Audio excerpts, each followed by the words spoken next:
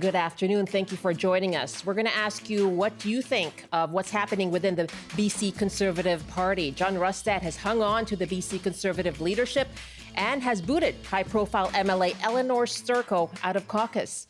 We are waiting to connect with John Rustad to join us here on the program, and we're taking your calls as well. What's your reaction to what's happening within the BC Conservative Party, and what do you see as the future of the party and its leader? At 12:45, we'll talk about the BCGEU job action escalating to hit liquor distribution warehouses. We'll talk to Able BC about what impact they are bracing for. I'm Michelle Elliott. Welcome to BC Today. We are waiting for Conservative leader John Rustad to connect with us for an interview. Of course, in the news over the last day, Surrey-Cloverdale MLA and now former BC Conservative public safety critic Elenore Sturko says she was, quote, absolutely blindsided after she was kicked out of the BC Conservative caucus. And we'll hear more about what she had to say on the early edition this morning. And of course, we are trying to connect with John Rustad right now. But joining me as well here to take your calls is Daniel Reeve, who's a political science instructor at Camosun College in Victoria. Hi, Daniel. Thanks for joining us. Always a pleasure, Michelle. Okay, well, why don't we start with just your reaction to high-profile MLA Elenore Sturko being kicked out of caucus shortly after John Rustad his leadership was revealed to have been confirmed. Yeah, so it's been a very rough road and a rough summer. It seems like every time the Conservatives get together, somebody in the group, and it's a pretty disparate group, either leaves or gets pushed out. The last time they had a meeting, which was in last fall, which was basically the election of their executive, 3 members ended up leaving with accusations of blackmail and fraudulent behavior. That wasn't great. Now we have an election or a leadership review. And through the process of this leadership review, I think the story that's kind of being missed is that 2,100 fake and frankly shoddily fake memberships were created in Kelowna, I imagine, to support the leadership of John Rustad. And that's the allegation, yeah, that's the allegation. Okay. And then all of a sudden they're out. Dan, yes, we'll follow up on that as well. My apologies, Daniel, for jumping in. We do have John Rustad now connected with us. I just want to start with a clip from Elenore Sturko. She spoke to Stephen Quinn on the early edition this morning about what happened yesterday. Yeah, I just was asked to come in at 5 p.m., got in there, sat down with John and some of his other staff, our caucus chair, his chief of staff, the whip, and he asked me if I support him. And, I told him that I thought it was actually, frankly, unfair that he would ask me that before I had an opportunity to discuss anything with caucus. I heard Linda just now in your interview with her, Stephen, say that it was a caucus decision, but there was no caucus discussion, including no real caucus discussion about the communications that we had received from our executive about the allegations of breaching the Elections Act in John's leadership, they had signed up over 2,000 manufactured memberships. Some of those people, according to the media, allegedly dead people. So I said, look, it's not fair to answer that question before we have a chance to discuss it with caucus.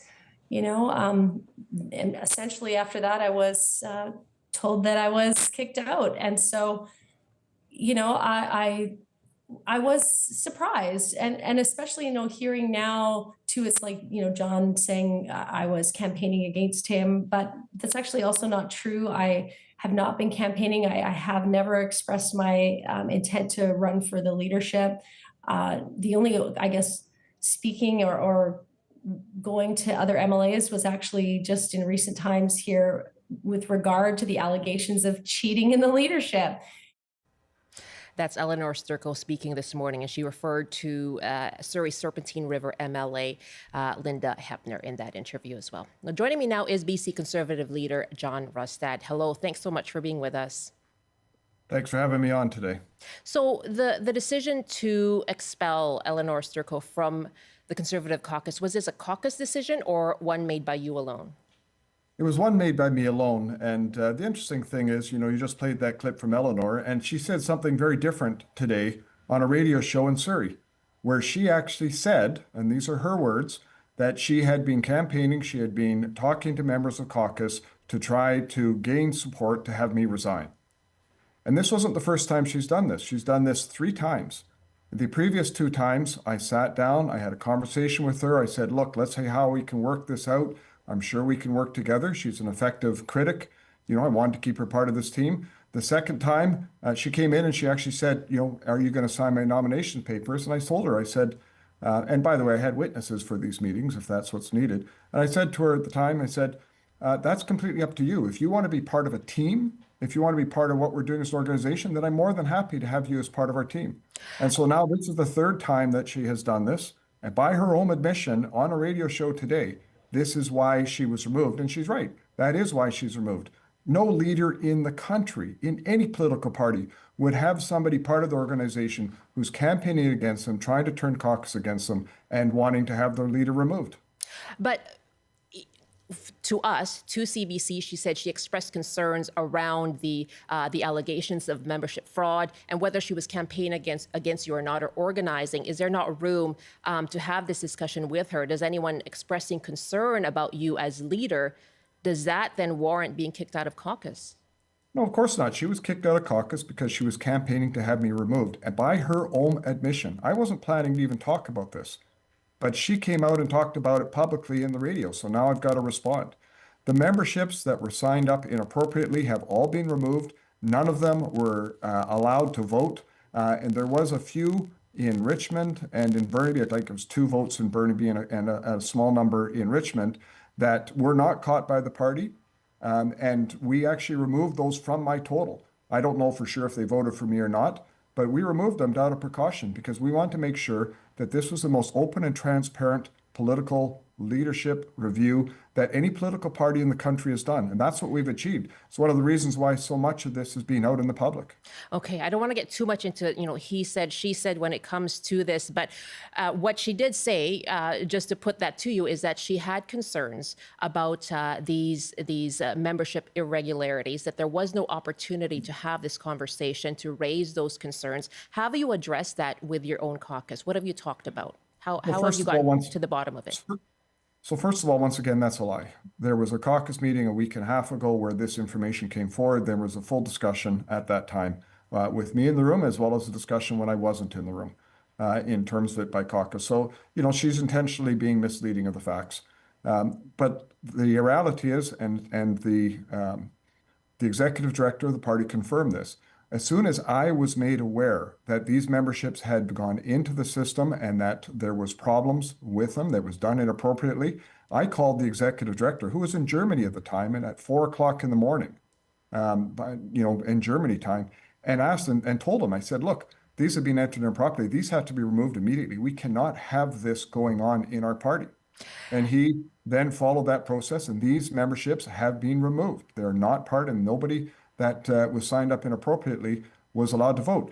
But there is something else that needs to be said as well, and which is there was an organization in Kelowna, obviously, that was campaigning to try to boot me out. There was inappropriate access to our database. There was inappropriate emails and text messages that went out to members in breach of the security of our party. There's lots of things that have gone on here that, quite frankly, were very inappropriate, and we need to get to the bottom of all of that. Why is this happening in your party? Well, that's a good question in terms of it, but I suspect it's because we are in a situation where we had over 900,000 votes in the last election, more than any other political party on the center-right in BC's history. We were just a few hundred votes away from actually forming government. We're currently leading in the polls. We've got anywhere from a 2 to a 5-point lead over the NDP in the polls, depending on which polls you're looking at in British Columbia. And I think there's people out there that are looking at it saying, hey, we could just walk in, take over the Conservative Party, and then we would be government. So of course there's people interested in doing what they're doing. And it's unfortunate, as a young organization and a new party, that we've had these kind of problems. However, all of those things have been addressed. We've taken care of it. 70.66% of the members have agreed with my leadership and want to carry forward. And we're determined to make sure that we put forward a solid Conservative Party that is united behind getting rid of these NDP and ending the destruction that they've done to this province. Okay, just over 70% of 1,200 people who voted. There are 8,000 party members. So out of 8,000 members, 1,200 voted. 70% of them through the support behind you. You're saying that's a strong mandate? That's a very strong mandate. When you look at leadership reviews by any political party across this country, we had more people participate and come out and vote as a percentage of our membership than any other political party as part of this, to the best of my knowledge. This is the process that we go through. I believe strongly in democracy. And just to confirm those numbers, I mean, you take aside, the nonsense that went on in Kelowna, and the numbers actually would have been well over 80%. But just to confirm those numbers, we actually did polling of our membership to find out just where people were. And guess what? The polling of the membership showed exactly what the leadership revolts were. And so I'm very confident that this is a solid mandate to go forward and present to the people in British Columbia our vision of a better British Columbia without this destructive process by this NDP government. Let me go back to Elenore Sturko. You talked about your party's performance in the last provincial election. Now, was she not a big part of that? Her crossing the floor to the BC Conservatives, that was big news. You made her a high-profile critic. She was frequently in the media. So what can ousting her from caucus, what impact does it have on your party, on the voters who did vote for you based on her being part of your party? There's no question that, she was very valuable, and I'm very thankful for the work that she's done for us. So where do you go now? I've said that publicly, but let's put this in terms of let's say a football team. You cannot be advancing the ball down the field and scoring a touchdown when you have somebody that is continually causing grief and problems within your ranks, questioning everything that's going on.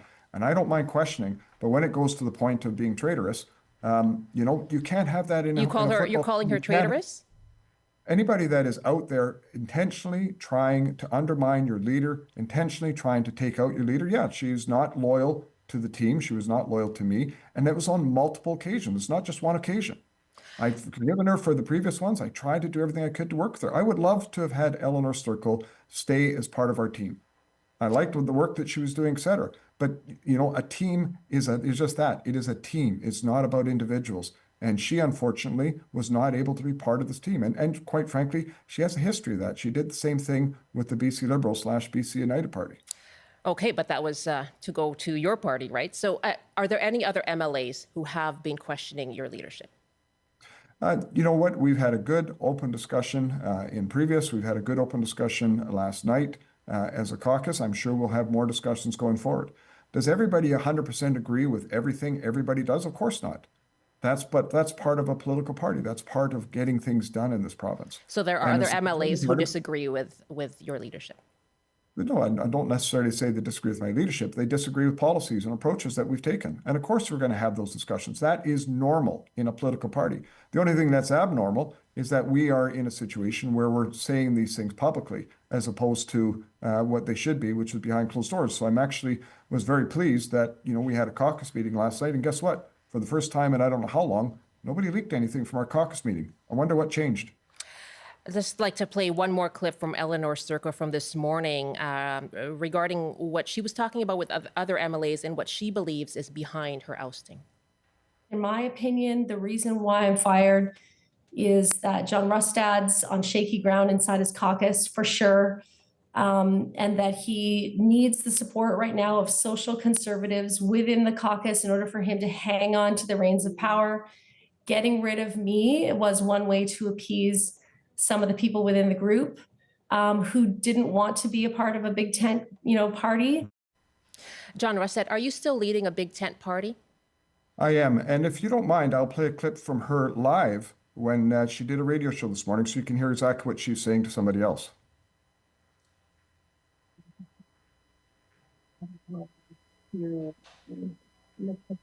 I'm having trouble hearing it, unfortunately. Okay, sorry. And I apologize for that. What the clip says was that she had gone to other MLAs looking for support to remove me as the leader.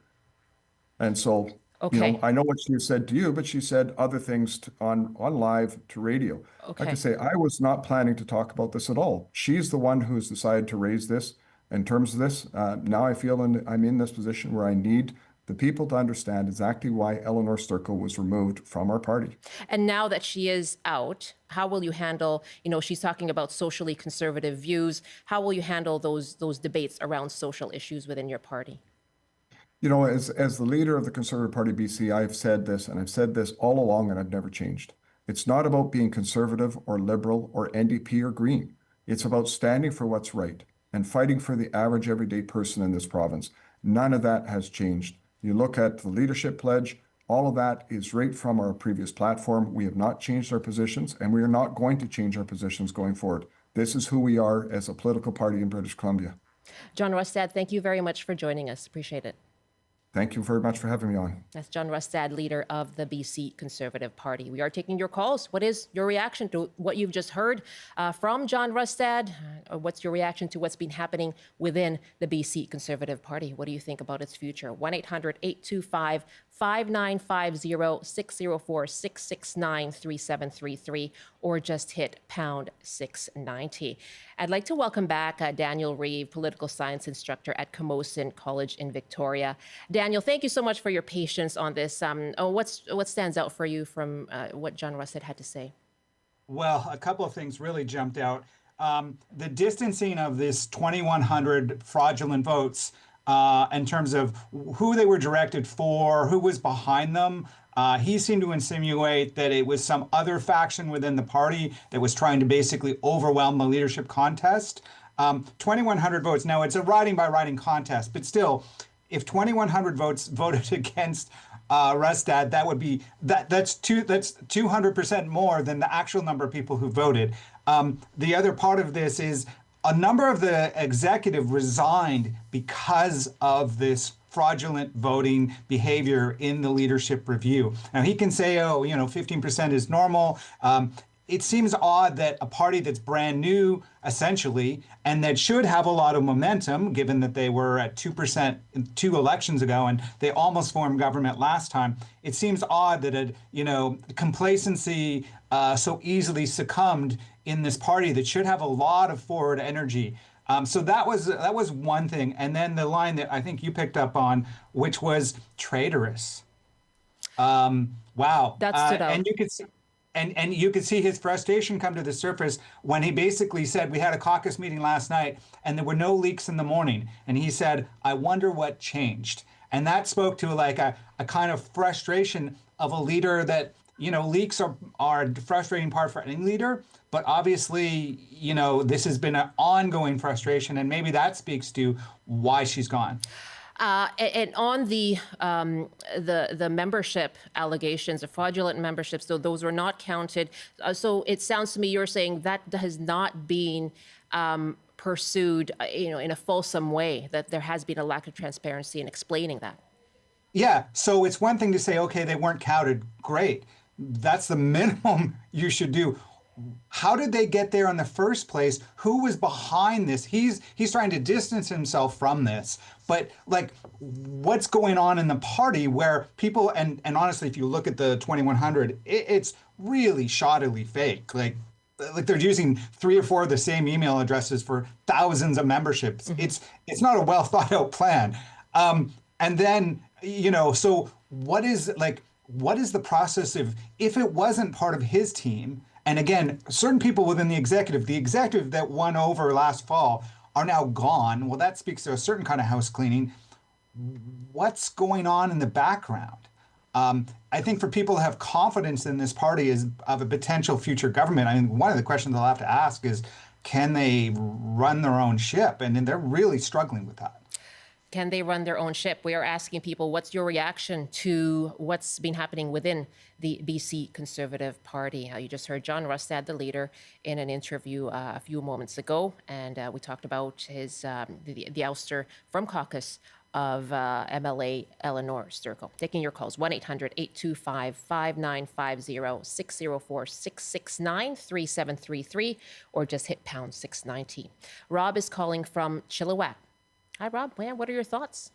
Hi, good afternoon, Michelle. Thanks for taking my call. Sure. I follow politics very closely. I grew up in an NDP household. My grandpa's brother was the former premier of Saskatchewan, Woodrow Lloyd. Goes back to the early 60s. But, my politics have done a 180, and I'll be honest with you, I took out a BC Conservative membership, never federally, because I don't like Pierre Poilievre. But listen, I could see what Elenore Sturko was doing. I watched the political shows. I listened to the political talk radio. I could see, my spidey sense tells me she wanted to be leader, okay? And I don't blame John Rustad for ousting her, for removing her from caucus.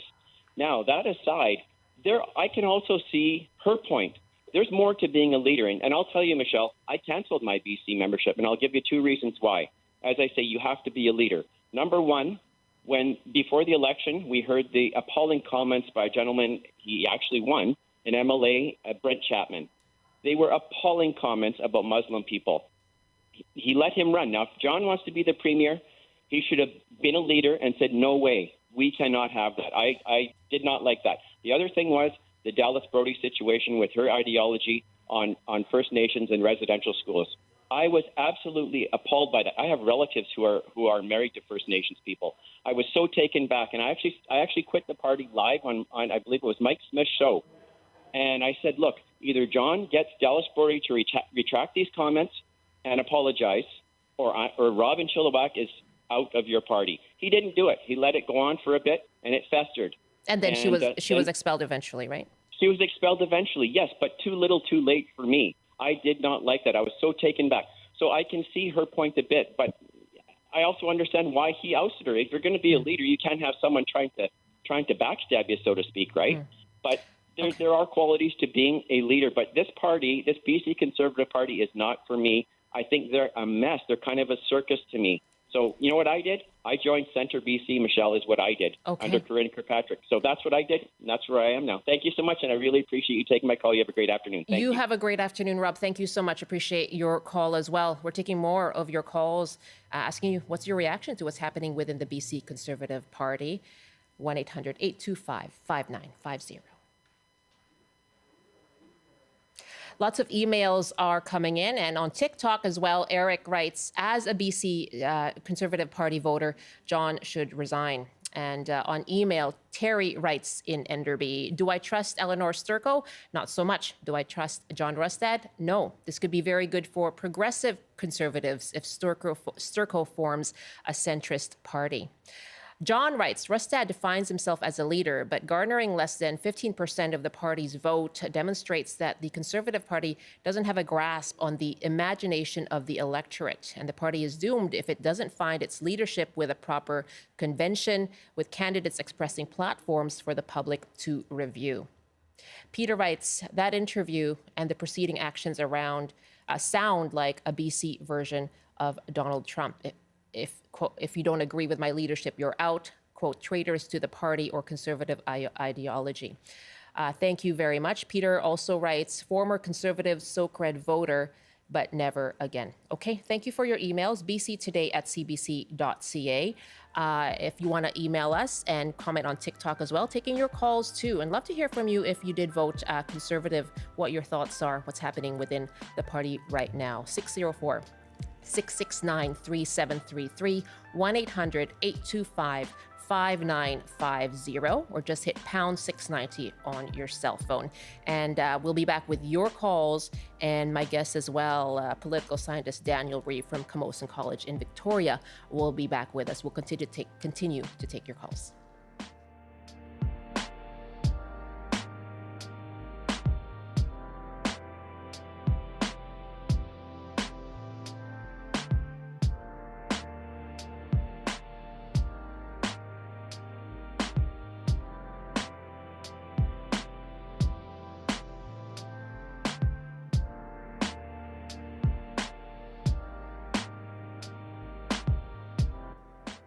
.12:30 now. You're with BC Today. I'm Michelle Elliott. Thanks so much for joining us. And coming up, we will take more of your calls as we continue to follow the developments within the BC Conservative Party. And again, we just heard John Rustad taking questions about the expelling high-profile MLA Elenore Sturko from the Conservative caucus. We'll take your calls on that, along with Daniel Reeve, my guest. And our first caller coming up will be Lisa in Victoria. Right now, it is 12:30 and time for a CBC News Update. And here's Rob Zimmerman. Good afternoon. The BC GEU is escalating job action as the strike enters its fourth week. More than 12,000 workers are picketing at more than 60 sites. The union says there will be further escalations until the government returns to the bargaining table. MLA Elenore Sturko is denying allegations she tried to push John Rustad out as BC Conservative leader. As we've been hearing on the show, Rustad kicked Sturko from his caucus, alleging she was conspiring against his leadership.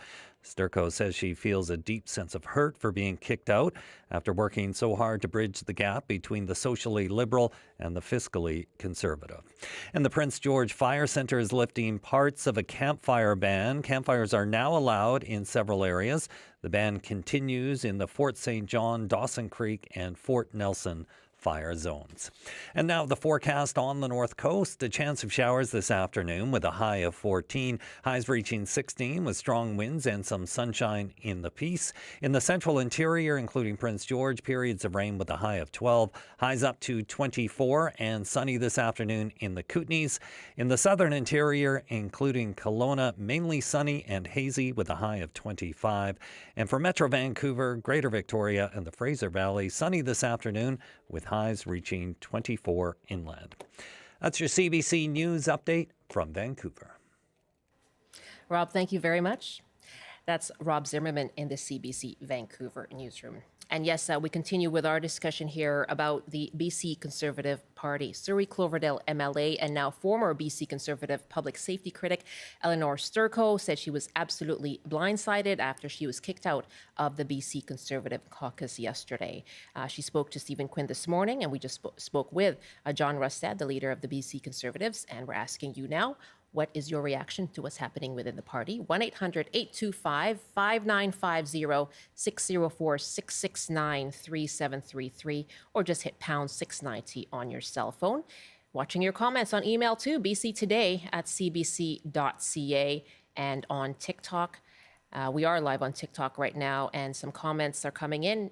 Notwithstanding Rob.ca writes, thank God they didn't form government totally unqualified. And Yao Exenial writes, who paid for the fake memberships? There are donation laws. Were laws broken? Thank you very much for your comments. Let's just go to some calls right now. Lisa on the line in Victoria. Thanks for waiting, Lisa. Hi there. Thanks for having me. Yeah, what are your thoughts on what's happening within the BC Conservatives? I think it's wildly embarrassing for Rustad. I think we heard him just say on your show that he's a big tent, hosting a big tent, but clearly that's not true. He's pandering to social conservatives, but I also think he's got to start watching his back for defamation, because he seems to be getting very nervous and very uncomfortable and very heated and saying things that I'm curious to see how far he's willing to go with that. Then he also thinks that there's no leaks, but we see in Victoria right now, UBCM, and all of his fellow MLAs are out drinking and socializing and enjoying their time with their local politicians. So I think it'll be interesting to see what continues to come out for the rest of the week. Lisa, thank you very much for your call. Brian is up next now in Port Moody. Hi, Brian. Your thoughts on the BC Conservatives? Hi, Michelle. I'm a lifelong conservative, particularly a progressive conservative. Been voting since Joe Clark was running federally. And in the last election in BC, I voted NDP because this Conservative Party is basically a bunch of wingnuts. They just don't seem to have their act together at all. They want to be Trump light, and they're just not true conservatives. They're just these right-wing nuts. Brian, thank you very much for your call. Cole in Nanaimo, what's your reaction to what's happening within the BC Conservative Party? I'm not surprised at all. I mean, during the election, I could barely see any type of coherent vision from the BC Conservatives. It just seems to me that John Rustad was in the right place at the right time when it came to leading the party, and that he gathered a bunch of people that don't really see eye to eye. And now we're seeing the results of that play out. Of course, I talk of Dallas Brody leaving the MLA and Kelowna, Jordan Keeley, and now them ousting Elenore Sturko. I didn't think that was sustainable at all. Cole, thank you. Good to hear from you. Our numbers, again, if you want to weigh in on what's happening within the BC Conservative Party, that's our question. What do you think of its future and the future of its leader? 1-800-825-5950, 604-669-3733, or just hit pound 690 on your cell phone. My guest, Daniel Reeve, political science instructor at Camosun College. And Daniel, let me just pick up on something that's come up with the callers, which is this idea of the Conservatives as a big tent party and what that means moving forward. Can it continue to claim that it is so? Yeah, Rustad immediately said to your question, are you a big tent party? He said we are, and then he immediately changed the topic. So that was interesting. But I think the real dilemma is this. You have two sides, at least inside the party, that are really, really far apart on a variety of social issues. And that is making it difficult for those two sides to get along. And then even to say there's two sides, like I just did some quick math here. We have one BC, which is an offshoot of a really far right party that's the offshoot of this BC Conservative Party, those people that were kicked out essentially for being too right wing. We now have the formation, as one of your callers mentioned, the Centre BC Party. These are tiny groups. And then we have inside this party two major factions and probably more. And well, in the United States, the glue has been Trump. And even though that glue is sometimes hard to see, he's kind of hold this large faction together. And one of the things about this, like this movement that you see on the kind of far spectrums of politics is they're not interested in rule following. So breaking the rules to get what they want or leaking or whatever it is kind of part and parcel of that kind of moving away from the kind of norms of democratic politics. And I think it makes it very hard to hold the core together. And I think that you could hear it in Rustad's voice, like real frustration, and that it is really difficult because Sturko was a star candidate. When she came on, she's from a suburban Vancouver riding. She's not heterosexual, and she has a family. And like she was kind of showing folks like, hey, we're not just this far right party. And now she's gone. And you know and the business community in Vancouver is not thrilled with Rustad either. And so, you know, does he have what it takes to hold this fractious group together? Where does it leave voters? What are the gaps that leaves for voters then? Well, it might be, and we will see, of course, that voters might have a lot of options next election. Traditionally, BC has been a province with two major competing parties and a third Green Party that's kind of 10 to 15%, and really bites in mostly into the NDP's vote. We might see a landscape where there could be a far right party like the One BC Party. There could be a centre party, the BC Conservatives, operating in a landscape, and frankly, a fragmenting, and social media plays a role, a fragmenting of kind of the normal big tent parties. It might be very difficult for those big tents, especially with Rustad and this sort of shotgun wedding that came out of the 2 months before the previous election, for that group to hold together. Amid all this, what do you think?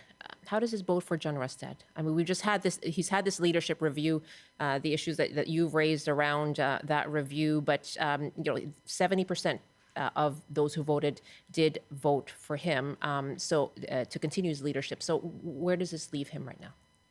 Well, whatever the number is of the 800 or 900 folks who voted for him, it has to be described as a tepid response. And then for what's his future, I think it really comes down to, do the people inside the sort of center-right group believe they're the biggest coalition inside that group? And do they have someone who can obviously replace Rustad? I think that's probably their biggest issue. And I think for Rustad is, can he hold these groups together? And honestly, it's not an easy task. I'm not sure he can do it. And also the practices that we've seen in terms of the leadership review, in terms of the electing the executive, anytime you get these groups like actually together, it doesn't end well. Like, it's really fractious. And I think when you put them in the same conference center, you see those divisions come to life. And so this is not an easy place for him to be. And I'm not sure it can last. He was touting how, they're the government in waiting and they're polling numbers, but it's the middle of a term, and you expect the opposition to be higher in the middle of governance. The government has to make hard decisions. So these numbers aren't actually extraordinary. They're kind of average. Let's put out the numbers once again. We have a few more minutes to talk about this with Daniel Reeve, asking you what's your reaction to what's happening within the BC Conservative Party. 1-800-825-5950, 604-669-3733, or just hit pound 690. And lots of emails are coming in to bctoday@cbc.ca. Rob writes, that was a pretty stunning interview with John Rustad. Could anyone listen to that and conclude that he is the best person to lead this province? He kept stating that the recent leadership review was the most democratic in history because of how many people voted. That is disingenuous. In most cases, these reviews are conducted at annual conventions with delegates elected by the membership on a riding-by-riding basis. I can't imagine that Rustad will be leader of that party in a year from now. I can see that the right will fracture into more parties and factions. What a spectacle. Joanne writes from Victoria, I'm glad the exposure is being made public, and like other listeners have commented, the arrogance of the Conservatives who are not getting the message. Trumpism politics is turning people away from the Conservative parties federally and provincially in Canada. Their behavior, like we are witnessing between Sturko and Rustad, is why people don't trust the Conservatives. Norman writes, it is said that a house divided against itself cannot stand. So, John, Elenore, speaking as a progressive Conservative, I encourage you to keep it up. Your party is a disgrace and should go the way of the dodo. Jill writes, I hate to admit it, but it seems that the provincial Conservatives are happy with their leadership, considering that 15% of members who took time to vote at this review. What is troubling are the statements of members and also 2,000 plus false address or memberships to the party. This needs to be followed up. Thank you very much for your emails. Again, it's bctoday@cbc.ca. And we're taking your calls as well. 1-800-825-5950, 604-669-3733. Daniel, what does this mean for a healthy democracy? Well, in some ways, what's interesting is and Rustad kind of said it, this should all be happening behind closed doors. What's interesting is it's all happening out in the public. They're having a he said, she should argument that they've made very public. So in some ways, it's great with very open views of both sides of this fraction. So in that way, it's great. Although typically, it's not how any organization is going to face divisions, which is like Rustad said, I think pretty natural.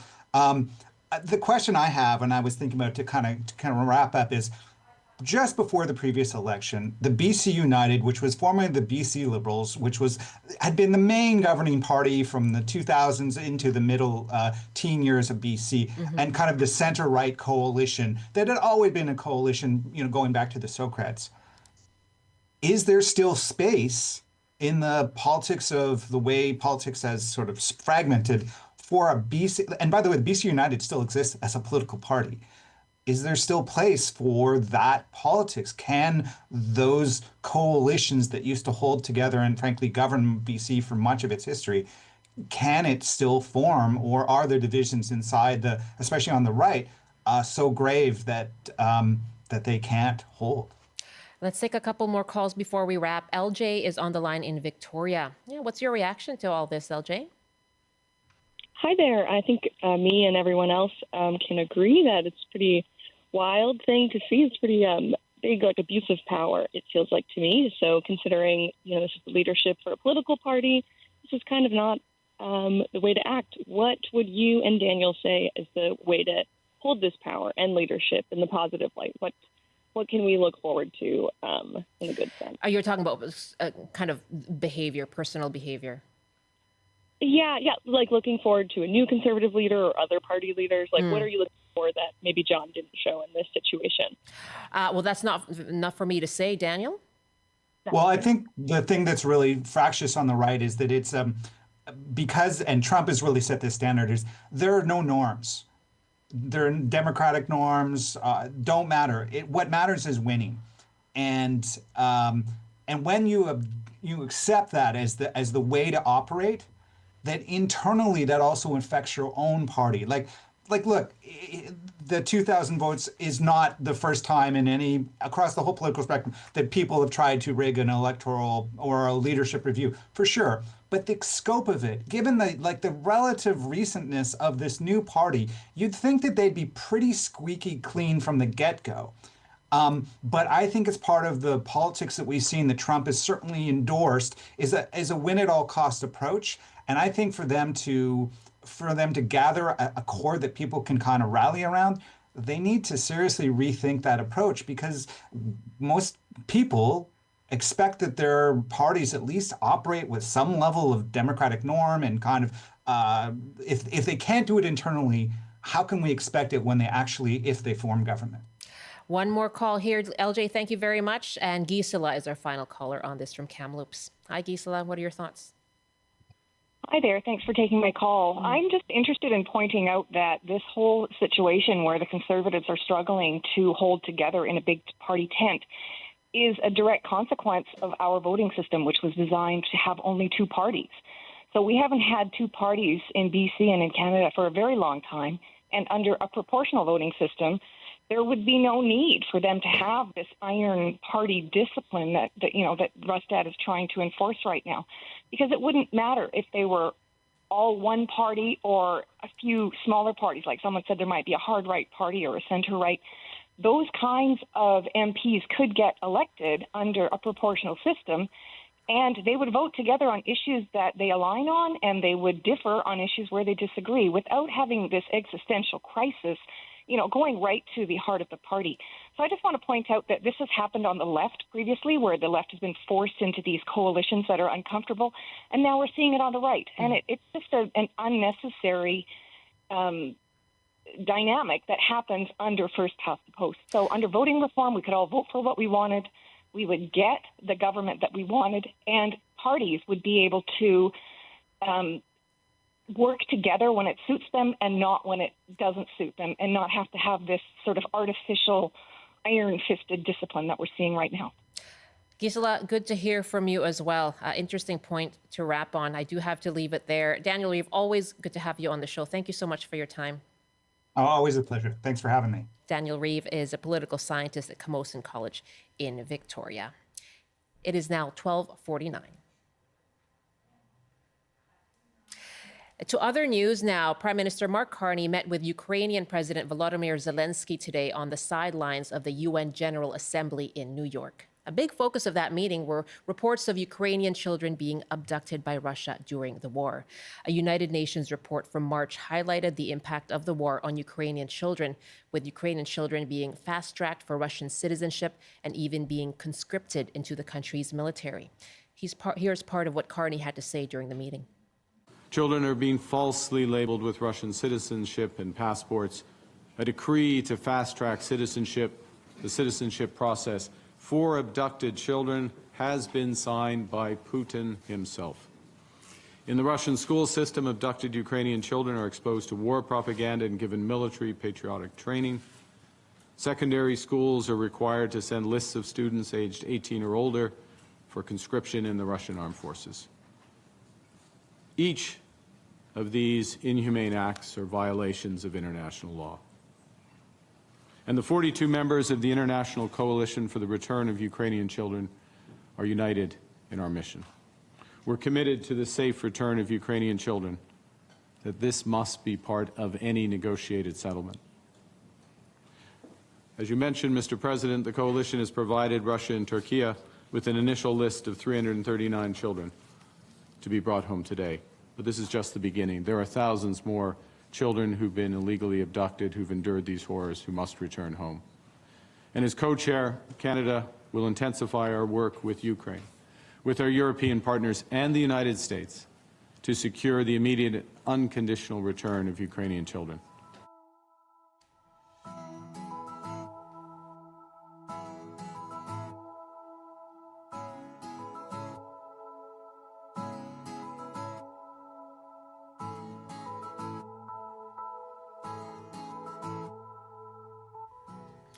It's 12:51 now. You're with BC Today. I'm Michelle Elliott. Thanks for being with us. Now, to the labor dispute between the province and public sector workers, the BCGEU has expanded its strike action to include the BC Liquor Distribution Branch, which includes warehouses in Delta, Richmond, and Kamloops. And the province's largest public sector union did launch limited job action on September 2nd. The union says it will continue to escalate job action until the province agrees to return to the table. Now, to find out more about what this latest job action and what impact it could have on BC's private liquor stores and bars, we've reached Bo Chen. He's the executive director of the Alliance of Beverage Licensees. Bo, thank you for joining us. Good afternoon. Thanks. It's good being here. Have you been bracing for this step? Yeah, I guess that's one way you can put it. We've been kind of anticipating this to come around for some time now, and really just trying to navigate what the steps look like ahead. Obviously, I think at the end of the day, there's no crystal ball for anyone, but industry is doing everything they can to try to band together and just be able to anticipate what the next steps could look like and mitigate where we can. At this point, retailers remain open. The pickets are at distribution warehouses. What does that mean? What impact will that have? Well, it's very disappointing to see, right? The recent escalation and the level that's been chosen is going to impact everyone. Private liquor stores, your local restaurants, neighborhood pubs, folks in the tourism sector, even cannabis stores too, actually, in the private side. So it's going to disrupt everyone, and there's a level of uncertainty and concern that's coming from the business community, especially for a lot of the small business guys. And so in terms of the rollout, so right now you're still selling, able to serve product. What does it mean down the road? I think down the road, and we'll see how things roll out down, as we get closer to it. But I think right now it's just a matter of reassessing your inventory cycles, I think, for a lot of business owners, potentially pivoting on your suppliers and your supply chain as well. And then down the road, potentially looking at staffing as an issue too, just because, at the end of the day, if you're looking at a retail side of things, if you have nothing to sell and your supply chain has been disrupted in that sense, it makes it very challenging for your business to move forward. Now, for the restaurants and hospitality scenes, obviously they're going to have to pivot as well too, right? If they're going to be short on stock or not be able to get their usual go-tos for their patrons, that's something that they're going to have to assess internally to see if they can find alternative solutions for that. So it's ultimately going to affect a lot of the night economy as well. And will there be limits on how much one consumer, one buyer can purchase then at a store? Nothing that we can see as right now.